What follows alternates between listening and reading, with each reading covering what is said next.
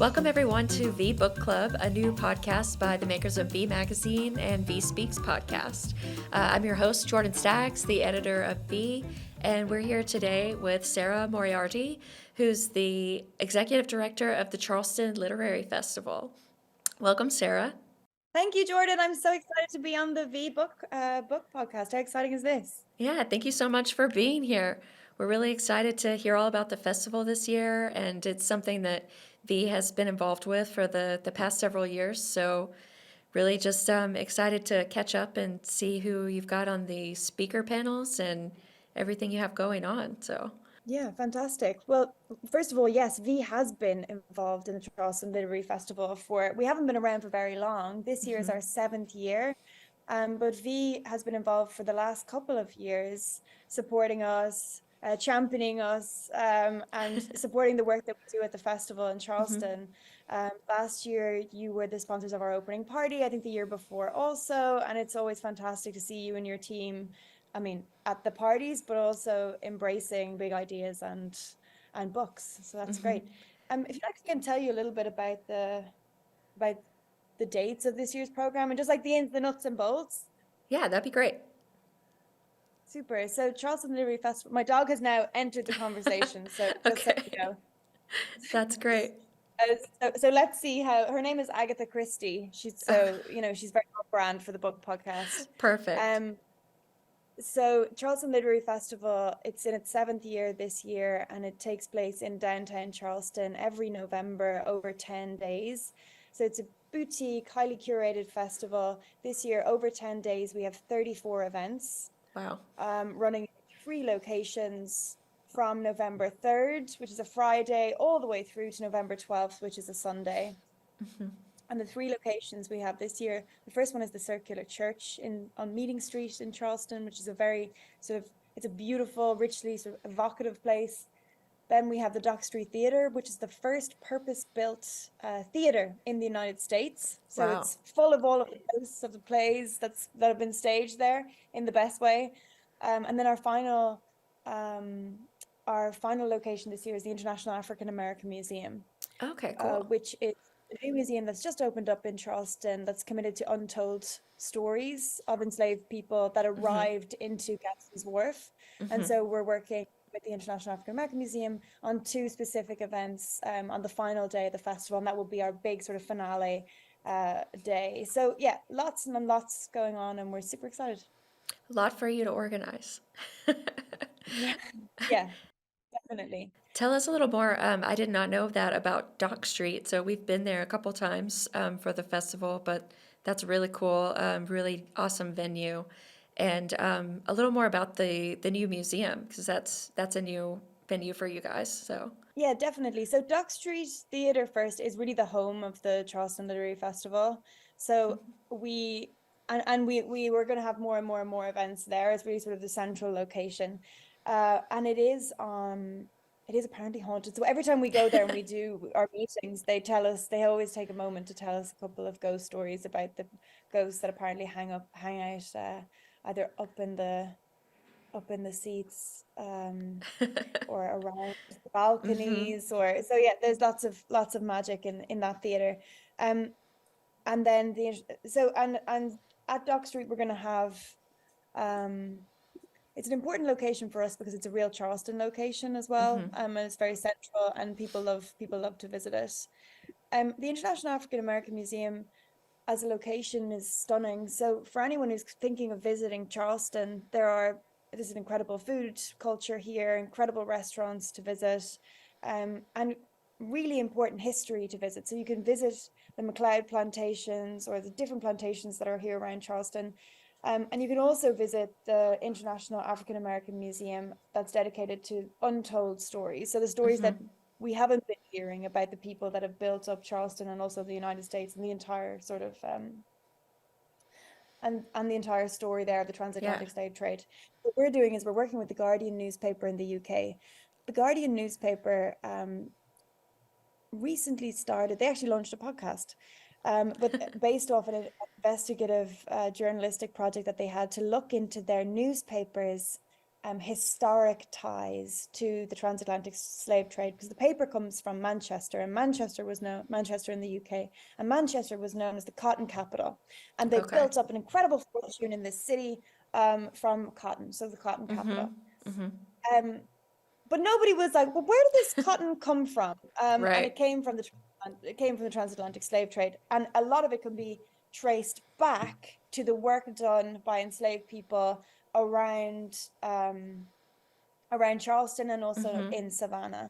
And so the Guardian newspaper journalists did this like long investigative series where they looked into these historical ties to the transatlantic slave trade. But what's really cool about this is that we're taking an international sort of story over in the UK and then bringing it back and rooting it into this really national but also local moment in Charleston, which is the Right. International African American Museum.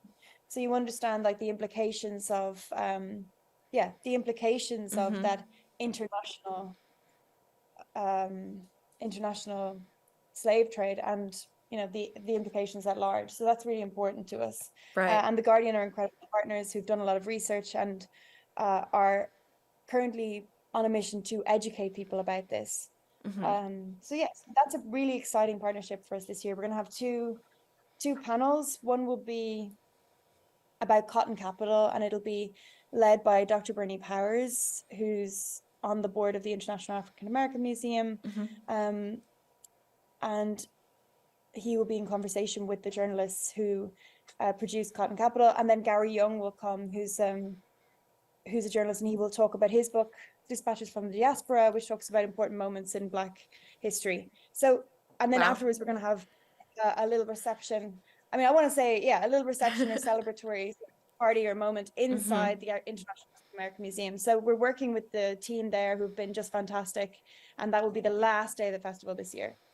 Okay. Well, yeah, that's so amazing and so cool to promote that new venue and just all the stories behind it, the untold stories, as you said, and just such an interesting, I think, dynamic between the Charleston Literary Festival in South Carolina and then all of the international partners that y'all work with. So tell us a little more about how that got started, because I know there's the Charleston Festival in the UK and the Charleston Festival in South Carolina, and they kind of started out as partners, but now you're more of your own independent thing. So so Charleston Trust is a house in Charleston Trust, or the Charleston House in Sussex in the UK, is the former home of the Bloomsbury Group, which were a group of writers, thinkers, painters, and sort of intellectuals, sort of rebels of their time. And the Bloomsbury Group lived in this house, and they transformed it. They painted the walls, everything was beautiful, and they transformed it into this sort of like gorgeous art piece in itself. And so Deb O'Gage, who was one of the founders of the Charleston Literary Festival here in the US. Deb O'Gage was instrumental in preserving the Charleston House in Sussex and turning it into Charleston Trust. So they didn't want it to just be sort of razed to the ground. Rather, they wanted to pay tribute to and preserve like the beautiful art and the magic of that house. And one of the things that they did in Sussex was to start a literary festival over 10 days. And it was a great success, and people would come from all over the UK to visit. And then Debo had a connection to Charleston in the US. And she said, oh, what would happen with, or wouldn't it be nice to try and do a literary festival in Charleston in the US? And so she began, and she brought Diana Reich with her, who was the artistic director of the Literary Festival in Sussex. And Diana still works with us to this day on programming. And she found a great partner in Walter Federowicz, was a great supporter, who's lives in Charleston. He's a huge book lover. He's a great supporter from the beginning to get things off the ground. And the Library Society was a great supporter because they gave the venue and they were a partner from the very beginning. And so it was these three entities. It was like the Charleston Literary Festival meets the Charleston Sussex meets the Library Society. And then it's like, okay, let's get this thing off the ground. As it's evolved, the Charleston the Charleston Literary Festival, it's an independent 501c3, and it's got its own identity now. And we are still friends with our partners from before, but we don't all. It's not no longer sort of under the auspices of, but rather we're an independent festival. Right. Which is a natural evolution as we grow up and we grow bigger. And the fact that we are growing bigger, and we've been able to grow bigger also quite quickly, is because I think there's a huge appetite for big books and big ideas in the Charleston community in general. Yeah. Well, agreed. There's just so much history there and so many intellectuals and artists, like you said, and people who just love hearing and telling stories. So, such a perfect venue for that kind of gathering. And so many Yeah, beautiful absolutely. places and the food and the culture, like you said. So, it's like a destination, getaway as well as this cultural thing that you've created. And I think that it's been really interesting for us to get to know everyone involved with the festival. And Diana Reich, like you mentioned, she's fabulous. And Suzanne Pollock, who's one of our VIE writers who sort of introduced us to the festival. And then you. So obviously, you're not from South Carolina. So tell us a little more about yourself and how you ended up in this position. Yeah, so I'm very good, not from South Carolina. I'm from Dublin in Ireland, and I moved to Charleston 2 years ago, actually this month. So October 21 is when we moved. So now it's 2 years ago. Yeah, 2 years ago today. I was living in Berlin in Germany. So my background is I studied literature for a long time. And then I worked in brand marketing for tech companies for almost 10 years.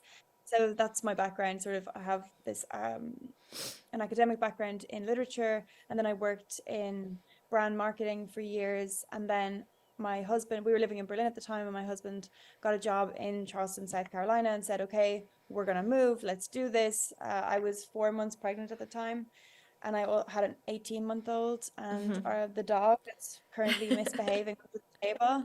And so we said, okay. So it was this sort of convergence point. We're like, okay, let's go, let's do this. And we moved from Berlin to Charleston. And I'd never lived in the US before. So it was, A so little it's a brand different. new experience. I was thinking you can't, if you're looking for a city more opposite to Berlin, Charleston might be the one. Like, Right. if there's a poll, I feel like there are two opposites. But it's great. I think it's great to be. We've really enjoyed it so far. We've really enjoyed it so far. All of the experiences that we've had so far, the people that we've met, just the kind of the commitment to sort of culture and the excitement about the arts that are in Charleston it's a really nice thing to land on top of.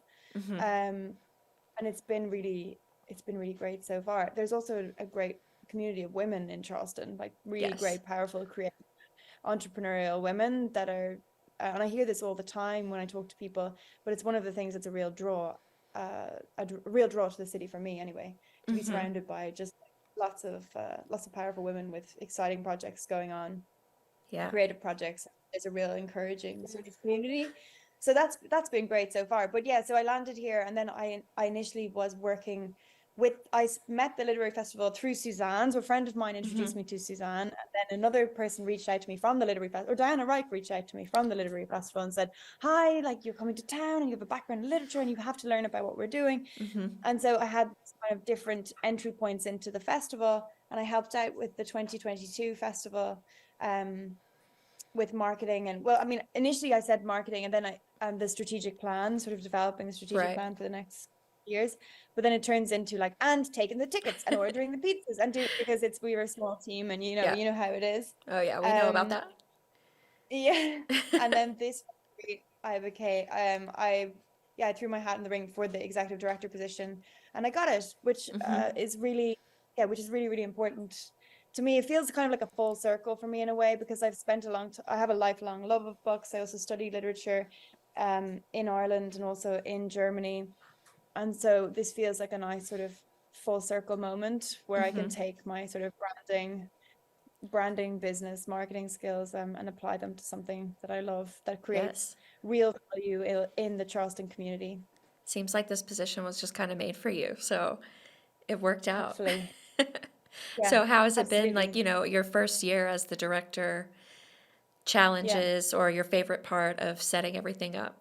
Yeah, I think the first year has been has been really great. I'm learning about the cadence of the festivals, the cadence of like so there are sneaky busy months, like August is extremely busy for us. So I'm learning because it's September, we launch our entire program. So I'm learning sort of about the cadence. I think for me, when I think about the festival of 2023, the most exciting thing for me, the thing that I'm most excited about is the theme for the festival this year. Well, apart from our incredible lineup. Well, I'll get into that in a second. Yeah, we'll get into I think that. when we think about Charleston Literary Festival, the theme for this year is embrace the conversation. Okay. Because we see increasingly that people are unable to have conversations about things, that people shy away from each other, that people turn away from each other. And as a literary festival, conversation is really at the heart of everything that we do. And so we exist in opposition to people turning away. We want to invite people to turn towards each other and have divergent views, embrace divergent perspectives, and come out and embrace the conversation. So I'm pretty excited about the theme, and because it really resonates with people, and it also reflects just the heart of what we do and what we're in a position to do and to contribute as a literary festival. Yeah, because it's not just about books. Exactly. Well, books open doors, you see. Yes. Books open doors. Why do you fall in love with a book? You fall in love with a book because it opens a door to an idea or to a story or to something that you might not have the words to express, or you might not be able to talk about on an individual personal level, but you can talk about it in abstraction through the idea reflected in a book, either fiction or nonfiction. Nonfiction through facts, fiction through imagination. And so books really are catalysts for sharing human experience. Yes. And fundamentally, that's what we all need. We want to feel like, okay, I've read a book, I've connected with someone about an idea, and I feel a little bit more connected and a little bit deeper sense of belonging. And that's ultimately what a literary festival can do for people. And then a little bit more comfortable discussing these things than you were before you read it. Exactly. And there are varying levels. Like sometimes I hear people, it's like I had one of our friends at the literary festival was talking about not having the words to talk about a gay experience until reading the work of James Baldwin. And he's like, suddenly I had those words that I didn't have before about this experience. And that can be really formative. So very basically, those kind of formative texts that we read when we're young, or we read when we're older, but we still don't have words to describe different phases of our life. Like as a mother, for example, when you go into motherhood, what kind of books can help you make sense of that sort of experience? Anne Enright wrote a beautiful book called Babies, which I read when I suddenly was a mom. And that, those moments, those books helped me. So yeah, it's to give you words to articulate new experiences. And it's also to, if it's hard to talk about something, you can talk about it through a narrative story.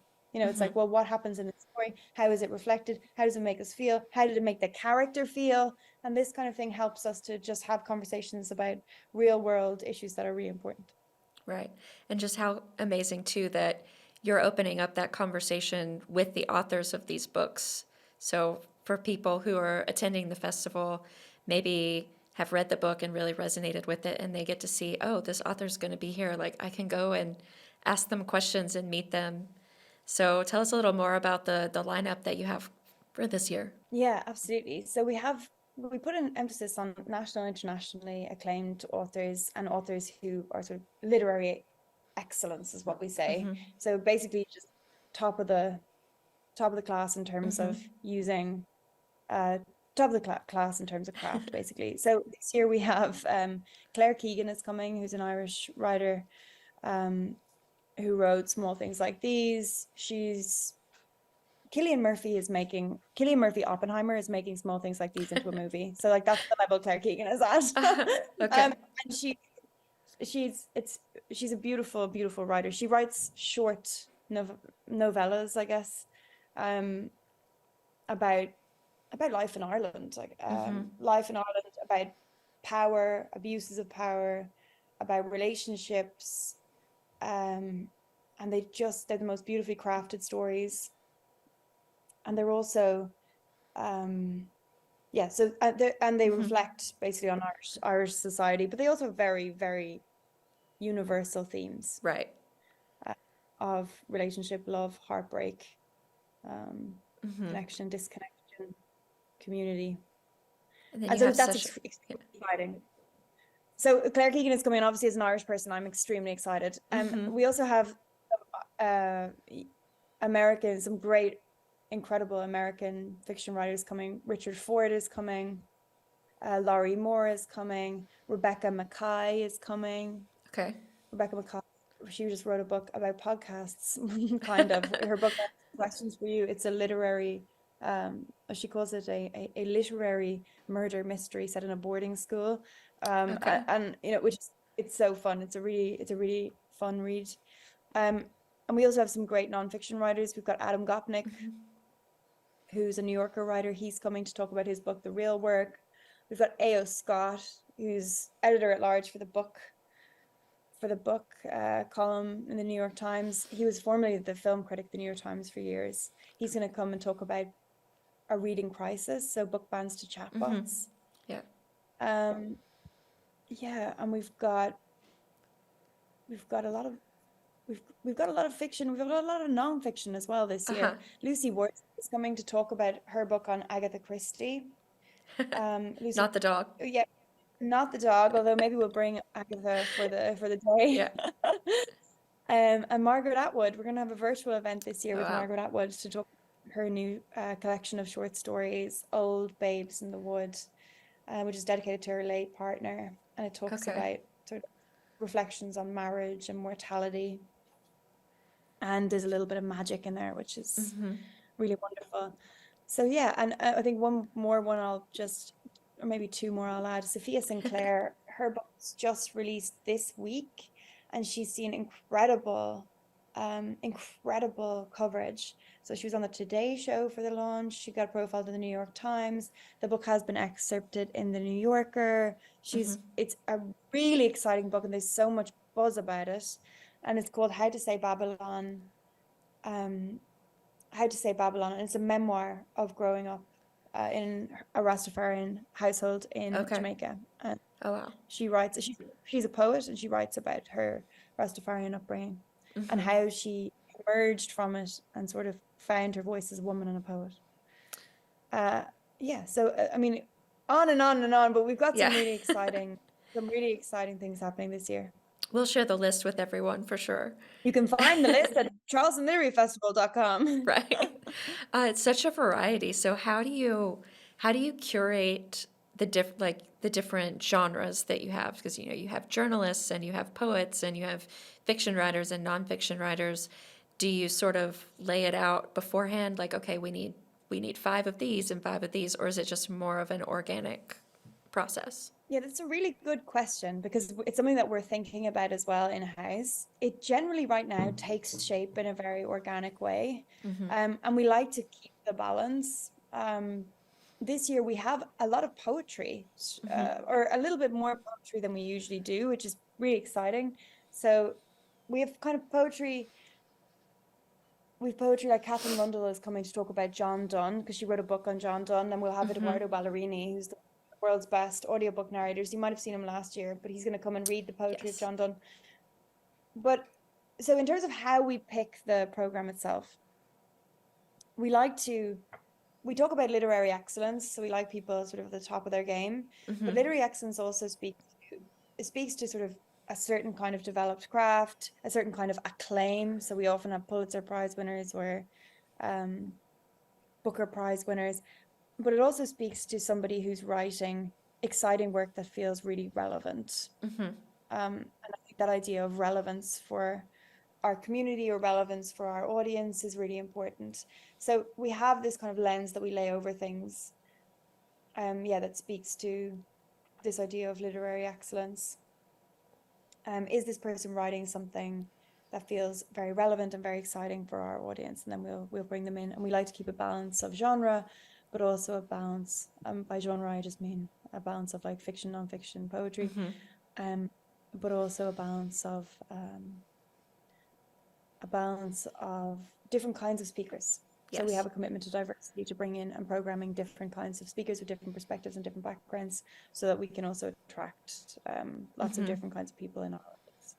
And then you're also bringing in a lot of different moderators to talk to the authors and the writers on their panels. So I know that kind of brings in a whole other set of celebrities if you would. But so we've had, like you said, the cream of the crop. I mean, that is amazing. With Margaret Atwood and Rebecca Makkai. I mean, you had Tina Brown, who we interviewed and had on our women's issue cover a couple years ago.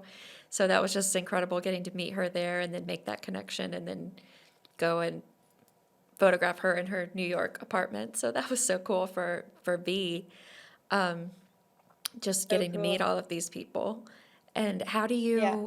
you keep up with just how it's all going? Like, Yeah, good question. Wow. Yeah. Well, first of all, Tina Brown was so amazing. Tina Brown came last year. She was such a treat to have. What an incredible person. And she said that she'd been to X number of festivals throughout the years, and she said the Charleston Literary Festival was the best one. Gold Star Festival, she yeah, said. So she's forever one of my favorite people. Yeah, in terms of keeping up with things, I think understanding the cadence of when the work is when the biggest things are happening is really important. And then we have a really great team. So we have just a really great tight-knit team. We're small, but we're sort of knitted together and we know what needs to be done. And we actually had a meeting last week where we talked about how to support each other during the festival because it's 10 days with one break. We have one break day, which is the Monday, but otherwise it's like all the way through. So it's pretty intensive. And we had a meeting as a team just to talk about, okay, how do we support each other? What are our crisis, what's our crisis plan if we have any crises? yeah, How do we make sure we build in rest spots for each other to keep us all, keep our mental health okay during the time? And just like having those conversations in advance of the festival so that people feel okay saying, okay, well, I need to have a rest here, or I need this, or this needs to be accommodated for. So we're still learning how to do it, but we're having conversations in the team about how to just work together in the most effective way that keeps us healthy and working yeah. to the best of our ability without burning out, basically. Well, that's so important for sure. And you have a lot of, it's not just, the panels and the speaking, there's a lot of parties. There are a lot of parties, yeah. And a lot of fun things going on with that. And I think there's some student involved workshops and things like that as well. We have a spreadsheet called Party Super Sheet, Uh-huh. and it's Party Super Sheet tada emoji. And it's just, it's one of the biggest, Yeah. it's definitely one of the biggest spreadsheets we have. Yeah. Because we have so many different parties that do different things for people. So we had a launch party, we have young professional party, we have a fundraiser, dinner, we have the opening party, which is a big public party. That's a really exciting one because everyone's invited. And it happens at Rivers Green, and it's just to kind of kick off the whole festival. This year we're going to have Asia May, who's the Poet Laureate of Charleston. We've commissioned her to write a poem for that first opening night parties. That's really exciting. Then we have we've got brunches and receptions and everything else. But the reason why we have so many parties is because there are three things that we focus on at Charleston Literary Festival. One is literary excellence and bringing these really top tier speakers to Charleston. The second thing is building community through books. So if you're at the Literary Festival, you're attending an event, or you're attending a session, and we encourage people to introduce yourself to somebody, talk about something. We are trying to encourage people to talk. We're trying to encourage people to open up. And then oftentimes we have sponsors or supporters or people who are on our board or people who are invested in the festival who want to throw parties in honor of authors or who want to throw parties in honor of a session. And so what is a session then translates into a community, or it translates into an event, basically. It translates into a social event. And that's what happens all the time at the festival. So we have our main parties that we have with different functions, and then we also have these kind of organic pop-ups that we support and champion as well. That was so fun last year. We got to attend the women's welcome brunch, I believe it was. And it was in this beautiful courtyard home in downtown Charleston. And there was a fashion show and mimosas, and it was just fantastic. Yeah, we're going to do the fashion brunch again this year. And they've decided they're going to call it Strike a Prose, which is our events Love team that. came up with that one. We're pretty excited. Yeah, I'm all about some good wordplay. So Totally. Well, it all sounds really amazing. I don't know if there's anything else you want to let our readers know about how they can get tickets or what to expect about the festival if they want to attend.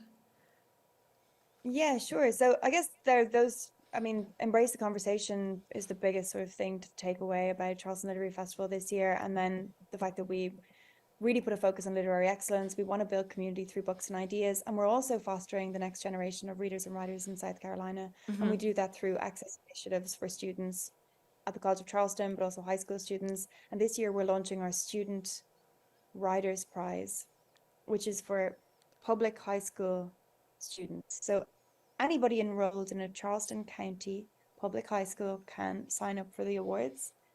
And so far we've got 8 out of 14 of the public high schools participating, Okay. which is just so exciting. And the best thing is we're going to pick 6 award winners, and they're actually going to read their work during the festival in advance of a few events. So Amazing. that's really exciting. Yeah. Yeah. Oh, Well, and in terms of people coming to Charleston, I mean, we welcome everybody. Please come to Charleston. It's a beautiful place. It's a great place. There's a lot of history here to dive into, and to experience. It's a real experience being in Charleston. It's a really evocative city, and the festival runs for 10 days. You can buy tickets at charlestonliteraryfestival.com, and yeah, we'd love to see you all. well, so we hope we get to make it back this year. And thank you so much for chatting with us. We look forward to seeing everything that you have coming up. And just congratulations. Thank you so much, Jordan, to you and the whole team. And I'm looking forward to listening to VIE Book Club. There's nothing I Thank love more you. than a book club. Oh, to close out, I've been asking everyone what is their favorite book. What's my favorite book? I know it's a loaded Of question. right now, or Any book that has resonated with you or that you're reading right now. I'm gonna say, I mean, I've got the Claire Keegan's right here, and I've been rereading them, so I'm gonna just give it to Claire Keegan. Small Things Like These I mentioned before, but I just recently read her short. I mean, it's a story. It's a novella called So Late in the Day, and it's about. So in Ireland, my mum never gave me any dating advice. She gave me one piece of relationship advice in my entire life. She said, never marry a mean man. And in Ireland, That's a good mean one. means like, well, yeah, so it means stingy with your money. Okay, Like okay. you hold your money too. So that was the only thing my mum ever said to me. Never marry a mean man, okay? Still good And then advice. this book, well, there you go. And this book, well, because if you're mean with your money, you're mean with everything else. Generous in spirit. But anyway, that was my mom's perspective. This book, So Late in the Day, is a story about a relationship that's really, really great. I recommend everyone to read it. Okay, thank you so much. We will be checking that one Thank out. you. All right, well, thank you for being here with us today. And everyone, thank you for tuning into the VIE Book Club. We look forward to the next episode and everything coming up with Charleston Literary Festival. Thank you so much, Jordan. Lovely to see you. Thanks, Sarah.